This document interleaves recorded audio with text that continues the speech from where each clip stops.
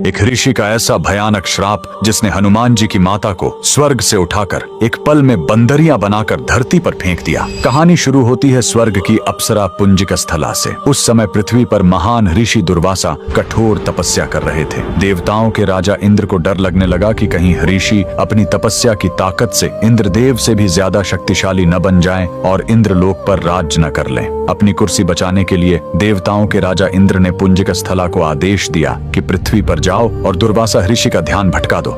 इंद्र के आदेश पर वह ऋषि के आश्रम गई और उनकी तपस्या में बाधा डालने लगी। ऋषि दुर्वासा ने गुस्से में आंखें खोली और उसे श्राप दे दिया। तूने एक चंचल वानर की तरह हरकत की है, जा पृथ्वी पर तेरा चेहरा भी वानर जैसा हो जाएगा। अप्सरा ने रोते हुए ऋषि के पैर पकड़ लिए। तब ऋषि ने दया दिखाई और मुक्ति का उपाय बताया। जिस दिन तुम भगवान शिव के 11वें रुद्र अवतार को जन्म दोगी, तुम वापस अप्सरा बन जाओगी। इसी श्राप के कारण उस अप्सरा ने पृथ्वी पर वानर राज कुंजर के घर बेटी के रूप में जन्म लिया, जिनका नाम अंजना पड़ा। बरी होने पर उनका विवाह महान वानर योद्धा केसरी से हुआ, लेकिन श्राप से मुक्ति पाने के लिए उन्हें एक पुत्र की आवश्यकता थी। इसलिए माता अंजना ने हम्पी के इसी अंजनाद्रि पर्वत पर भगवान शिव की घोर तपस्या की। सालों की तपस्या से शिव जी प्रसन्न हुए और वायुदेव के माध्यम से अंजना के गर्भ में दिव्य शक्ति स्थापित की। और तब इसी पहाड़ी पर जन्म हुआ बजरंग बली का। हनुमान जी के जन्म लेते ही माता अंजना का श्राप टूट गया। आज कर्नाटक के हम्पी में स्थित यह अंजनाद्रि पर्वत इस पूरी घटना के गवाह है। 575 सीढ़ियां चढ़कर आज भी भक्त उस पवित्र जन्म स्थान के दर्शन करने आते हैं। पवन पुत्र हनुमान के लिए कमेंट्स में